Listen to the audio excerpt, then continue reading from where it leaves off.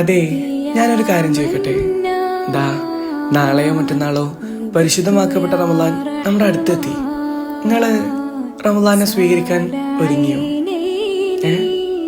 ഏയ് എവിടല്ലേ, ഞമ്മക്കെന്ത് റമദാൻ.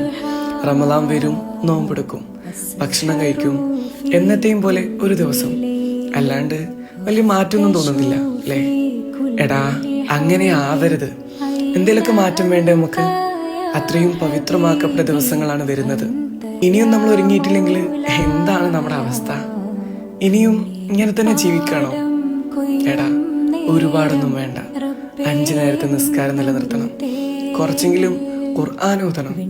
ആരും അറിയാതെ രാത്രിയുടെ ഇരുട്ടുകളിൽ കണ്ണുനീരിൽ കുതിർന്ന പ്രാർത്ഥനകൾ, ചെയ്തുപോയ തെറ്റുകൾ ഏറ്റുപറഞ്ഞ് പടച്ചവനോട് മാപ്പ് ചോദിക്കണം.